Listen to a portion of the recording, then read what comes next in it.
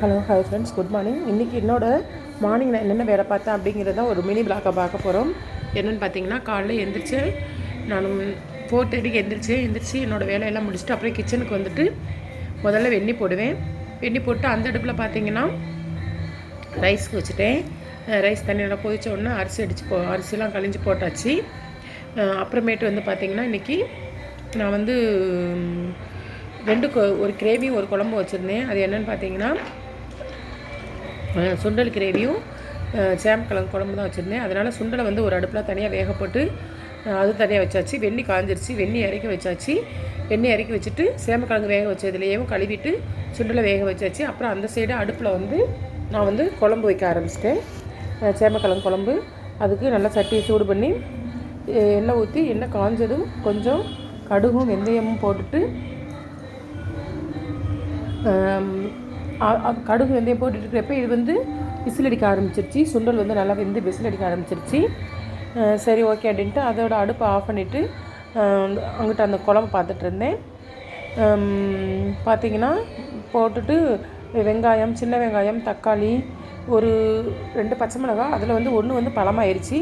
சரி, பரவாயில்ல அப்படின்னு சொல்லிவிட்டு இது நல்லா காஞ்ச உடனே வெங்காயம், தக்காளி, பச்சை மிளகாய் எல்லாத்தையும் போட்டு நல்லா வதக்கி விட்டுக்கிறணும்.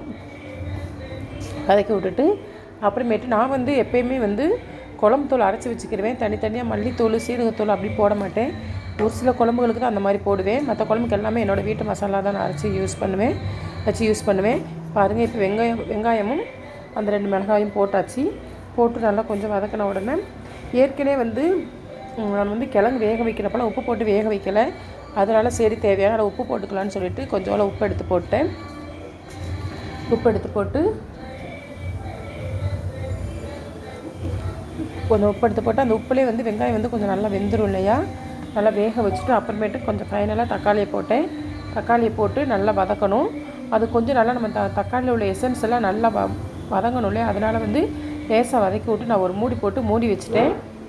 நல்லா வதங்கட்டும் அப்படின்ட்டு நம்ம அப்படி பார்த்திங்கன்னா நல்லா தக்காளியோட சாரெலாம் நல்லா வதங்கி இருக்கும். ஒரு 5 நிமிஷம் கழித்து பார்த்தோம் அப்படின்னா நல்லா தக்காளி நல்லா மசிஞ்சிருக்கும். அதனால் ஒரு மூடி போட்டு வச்சாச்சு. அப்புறம் ஒரு 5 நிமிஷம் கழித்து பார்த்தோம் அப்படின்னா நல்லா அது மசிஞ்சிருந்தது.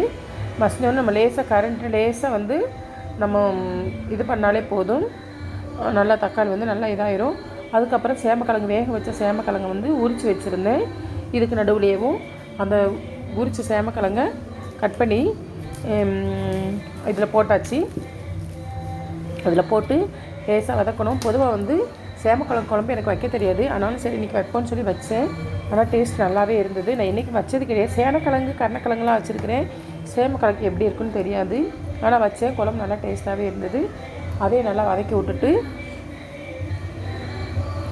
அப்புறம் இது மசாலா நான் சொன்னேன் இல்லையா, குழம்பு தூள் மசாலா. இது லேசாக 2 வதக்கணும். ஏன்னா கிழங்கு உடஞ்சிடக்கூடாது. அதனால் லேசாக வதக்கி விட்டுட்டு குழம்பு தூள் போட்டேன். குழம்பு தூள் போட்டு குழம்பு தூளில் கொஞ்சம் அந்த மசாலா கிழங்கு எல்லாத்தையும் ஒட்டணும் அப்படிங்கிறதுக்காண்டி குழம்பு தூள் போட்டு ஒரு 2 நிமிஷம் மூடி வச்சுருந்தேன். மூடி வச்சுட்டு இது கூடால பார்த்திங்க அப்படின்னா கொஞ்சம் தேங்காய், அப்புறம் கொஞ்சம் சீரகம், கொஞ்சோல புளி. ஏன்னா தக்காளி நான் நாட்டு தக்காளி தான் போட்டிருந்தேன்.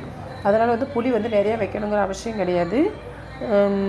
அதனால் கொஞ்சோல புளி, இந்த 3ஐயுமே மிக்சியில் நல்லா நைஸாக நம்ம அரைச்சி எடுத்துகிட்டு வந்துக்கணும்.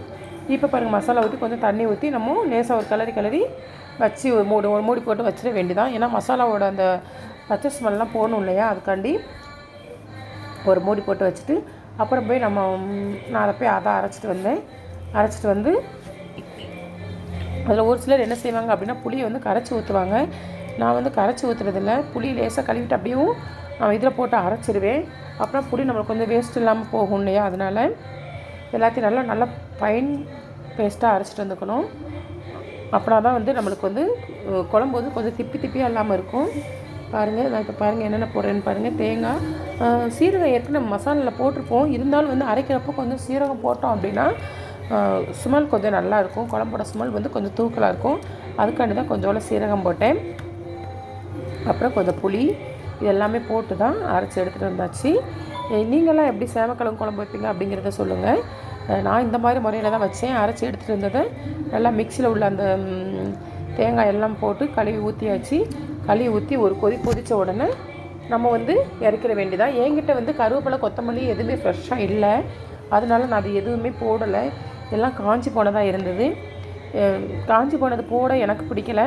ஃப்ரெஷ்ஷாக இருந்தால் நம்மளுக்கு வந்து நல்ல ஒரு மனம் இருக்கும், அதோட பார்க்குறதுக்கும் நல்லாயிருக்கும். அதனால் போடாமல் தேங்காய் மட்டும் அரைச்சி ஊற்றி நல்லா ஒரு கிளறி மூடி போட்டேன். ஏன்னா தேங்காய்